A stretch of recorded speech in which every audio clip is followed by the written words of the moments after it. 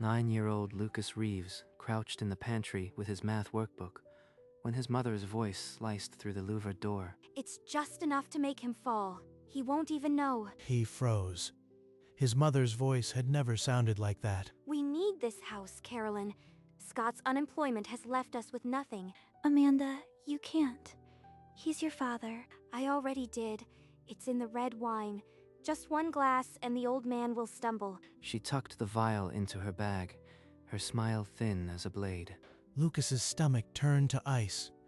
Grandpa's favorite red wine was on the table outside. Through the slats, he saw his grandfather laughing, a glass already in his hand. He had to warn him. He would write a note. Lucas slipped out of the pantry and into the mudroom, careful not to let the screen door slap. There, Grandpa's blazer. He'd left it on the hook when the sun got warm. He dug a stub of pencil from his pocket, tore a page from his notebook, and pressed it against the workbench. Grandpa, don't drink the red wine. Mom did something to it. He signed his name, folded the paper into a tight square. Then, standing on tiptoes, he slipped it into the inner pocket of the blazer. No one saw.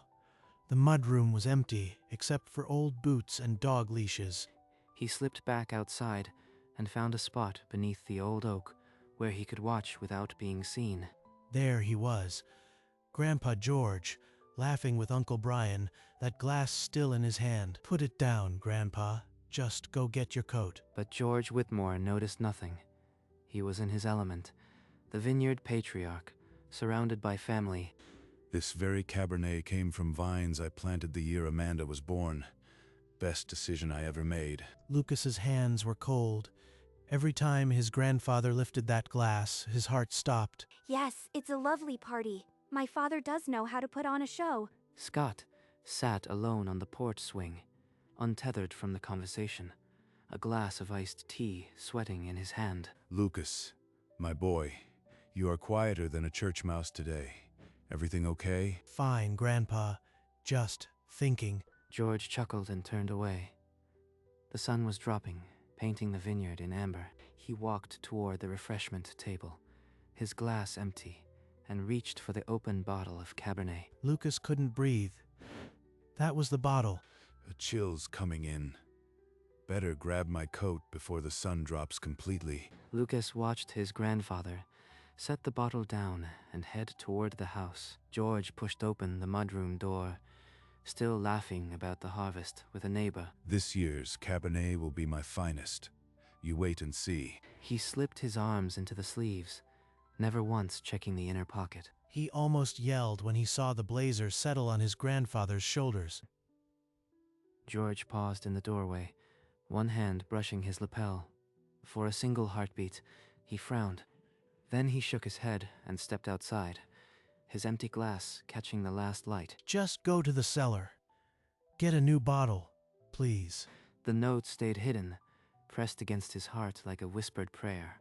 George's fingers brushed the folded paper inside his coat as he neared the cellar entrance. He stopped, pulled it out, and unfolded it under the dying light. Grandpa, don't drink the red wine.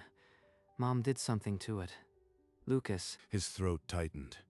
He knew whose hand wrote that word, Mom. He searched the lawn until he found Lucas beneath the old oak, pale and waiting. The boy gave a small, frightened nod. George's expression never changed, but he dipped his chin once. Then he tipped his glass and poured the deep red wine onto the rosebed. It pooled at the roots, dark as blood in the fading light. Petals quivered. George descended into the cellar, the stone door groaning behind him. He came up minutes later with a fresh, corked bottle, and a smile that didn't reach his eyes. George strolled back into the party, the fresh bottle cradled in his arm, his smile an easy lie. Amanda's laughter drifted from the cheese table. Bright, brittle, dying a beat too soon. Near the drinks, Carolyn stood rigid, avoiding his eyes as if a glance would confess everything. She knew. Her hands trembled as she refilled her glass, and she flinched when their eyes almost met. On the porch, Scott hadn't moved. His iced tea was water now, the ice gone, just like his spirit. He saw the pattern. A husband bankrupt, a wife desperate, a daughter who'd traded love for inheritance. Then, to the wine table. He lifted the suspect bottle, still nearly full, and held it to the light. This one's gone flat.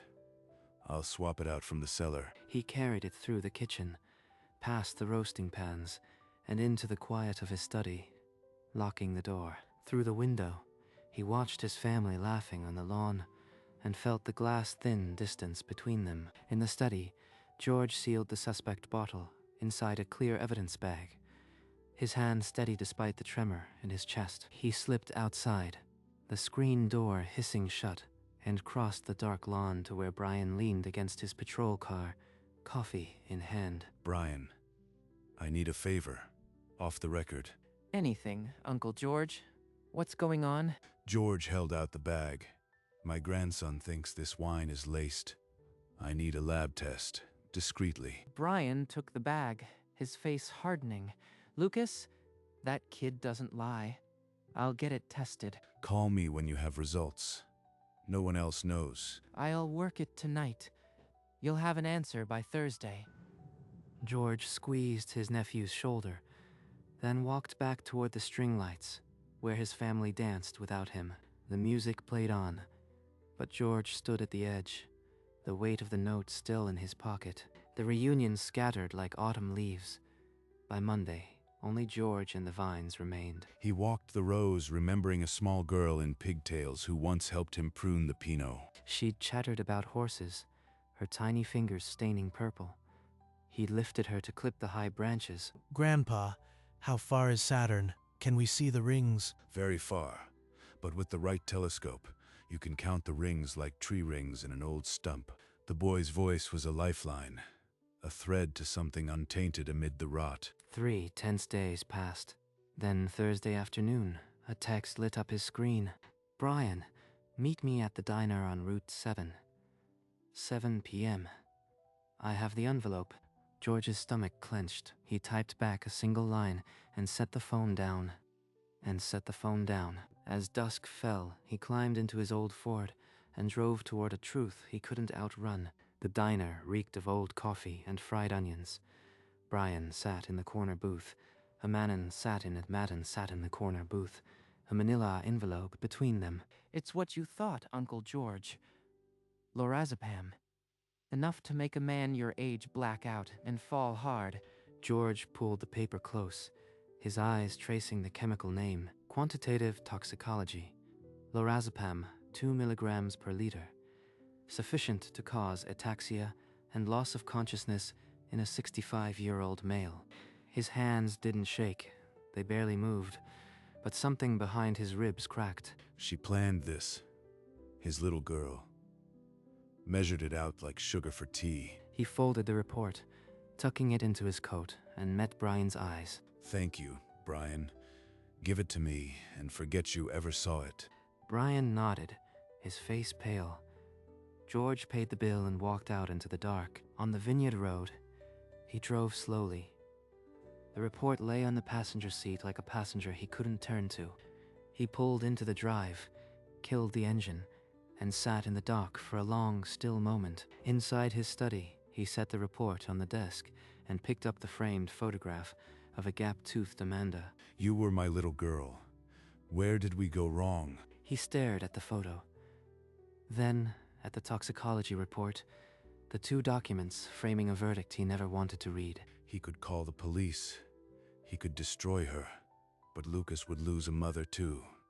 And the boy had already lost so much. Number. There would be no scene. No public shame. Just a quiet shift of the earth beneath her feet. He reached for his phone, scrolled to his attorney's number, and dialed before his resolve frayed. Martin, it's George Whitmore. I need to rewrite my will. Urgently. After the call, he scribbled a note on a pad. Telescope for Lucas. Saturn. Morning found him still at the desk, the vines outside his window, waking to a pale gold light. 2 days later, George sat across from his attorney in a wood-paneled office that smelled of old paper and discretion. I want everything left to my grandson Lucas. The vineyard, the house, a trust until he's 25. The attorney's fountain pen paused, a raised eyebrow, the only sign of his shock. She's to receive nothing. Not a dime. Put it in writing. He signed the new will with a steady hand. The scratch of the nib, the only sound in the room. I bequeath the entirety of my estate, including the vineyard and residence, to my grandson, Lucas Whitmore Reeves. A secondary clause. A trust fund locked until the boy reached 25. When the ink dried, he slid the document into a manila envelope and pressed his seal into the wax without a word. That was it. The land his grandfather cleared. The house his wife adored, all of it. Now promised to a 9-year-old boy. He left the office feeling lighter than he had in weeks, but the lightness had a sharp edge. The hobby shop was empty. He went straight to the telescopes, his coat smelling of vineyard earth. He remembered Lucas's question about Saturn, the wonder in the boy's voice, the way his eyes widened. He paid cash, carried the box to his truck himself, and drove home with a fragile hope. In his study, he leaned the box against the bookcase, beside the rolls of red and gold wrapping paper. That evening, under the desk lamp, he made a single photocopy of the toxicology report. He slid the copy into a plain white envelope. No note, no return address, just the weight of truth. She'll know. The second her fingers touch the paper, she'll know. He sealed the envelope, then placed it in the top drawer of his desk beside the signed will. The two documents lay side by side. One for protection, one for reckoning. Outside, the vineyard shed its last leaves, and George waited for December with a patience no one could see. Amanda called on Sundays, her voice short, never asking about him. Are you still doing all the pruning? Maybe we should hire someone. George heard the hope behind her words, that she'd inherit sooner if he couldn't manage. He taught Lucas constellations over video calls, the boy's face glowing on a screen. See Orion? The 3 stars are his belt.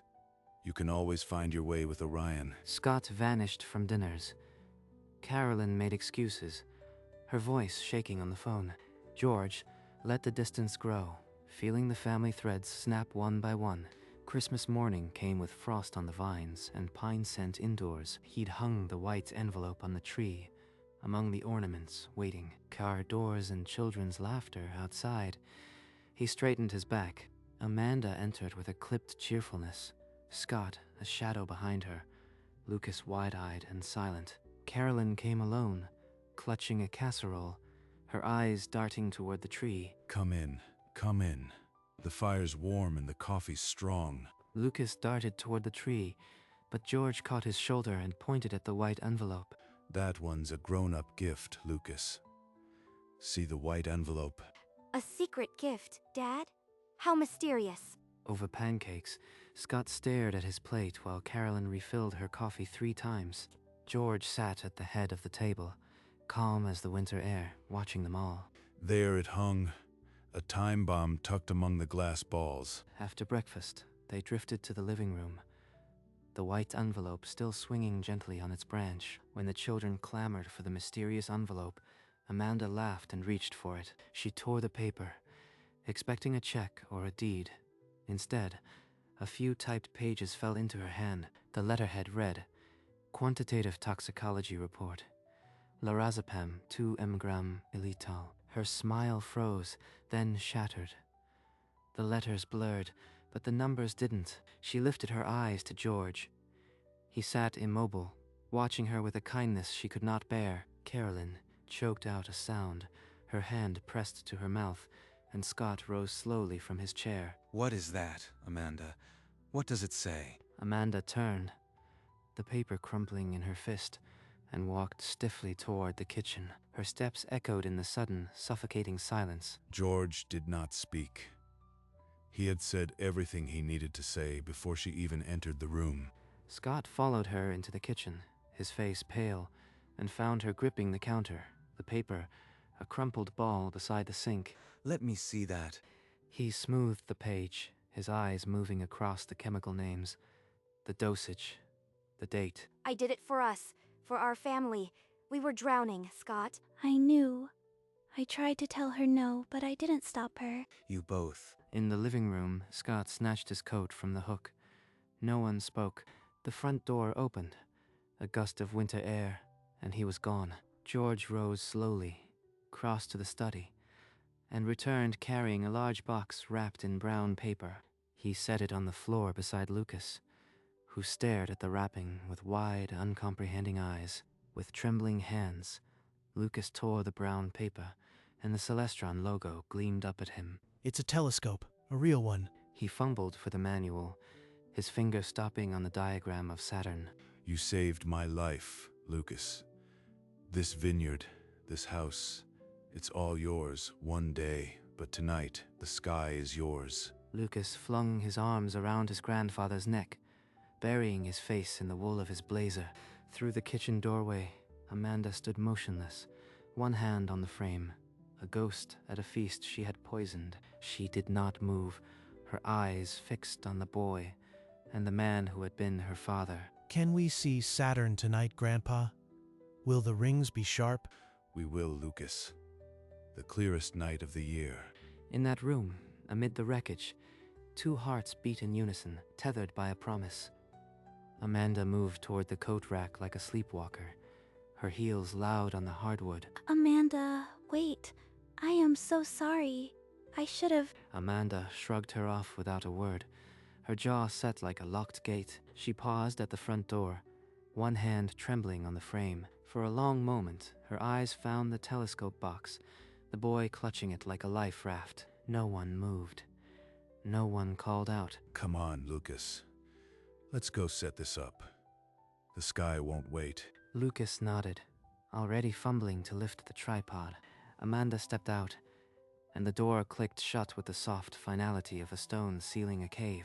On the other side, the night swallowed her, and for the first time in decades, George Whitmore let a daughter go. They carried the telescope onto the frost-crisp lawn, their breath clouding in the flashlight beam. Line up the finder scope with that bright dot, the one that doesn't twinkle. Lucas's small fingers turned the knob, and the planet swam into the crosshairs. Through the lens, Saturn floated like a pale jewel, its rings etched against the void. It's real. The rings. I can see them, Grandpa. Those rings are made of ice and rock, spinning around a ball of gas 1 billion miles away. And tonight, they're yours. Lucas pulled back, his eyes wet, and George stroked his hair. The stars don't care about money or houses or who did what. They just shine. They stood together, the telescope a black trident against the glittering sky. For that quiet hour, the vineyard held only the sound of wonder and the slow, steady beat of two hearts mending. Late that night, after Lucas was asleep, George sat alone in the study, the house silent except for the clock. He reached into the coat hanging on the chair and felt the folded paper. Still there after all these months. He pulled it out, the pencil words already softened at the creases. A scrap of notebook paper that had saved his life. From the attic, he brought down an old walnut frame, the glass dusty, and cleaned it with his sleeve. He placed the note inside, smoothing it flat behind the glass. Then he set it on the shelf, right beside the photograph of a gap-toothed Amanda at age 7. The two images faced him, one a memory of love, the other a proof of survival. He didn't need to forget. He just needed to remember what mattered. And there, in the lamplight, the note became a relic, and the heartbreak found its quiet place. A week after Christmas, Scott sat at a sterile kitchen table, a divorce decree unsigned before him, the house silent. Carolyn lit a candle in the empty church and knelt in the front pew, her sobs echoing in the silence. Amanda sat on a bare mattress in a one-room rental, the toxicology report now framed on a milk crate. At the vineyard, Lucas woke to a warm rectangle of winter sun, and the telescope still pointed toward the stars. He padded to the eyepiece and touched it, remembering the pale rings. Outside, the frost had softened the vineyard into a clean, white page. He opened his notebook and wrote in careful block letters, "Saturn's rings are ice. Saturn's rings are ice. Saturn's moon Titan has lakes." Then, below, Grandpa says we can go back tonight. The vineyard held its breath, the old house folded in winter calm, and somewhere beneath the frost, the roots held on. When spring returned, the vineyard stirred with pale green buds and the hum of bees. George and Lucas walked between the rows, the old man's hand on the boy's shoulder. Grandpa, does the sun shine the same way on Saturn? A little dimmer, maybe. But the same light that warms these vines travels all the way there. Lucas pointed at the sky, and George laughed. A real, unguarded laugh that rolled across the vines. The telescope stood on the lawn, a silent promise of more nights to come. He knelt and plucked a tiny weed from the base of a vine, then looked up at the boy. This land will remember you, Lucas. Long after I am gone, these vines will whisper your name. Lucas reached down and touched the soil where his grandfather's hand had been, and the camera pulled back, high above the vineyard, until the two figures were just a brushstroke on the enduring land.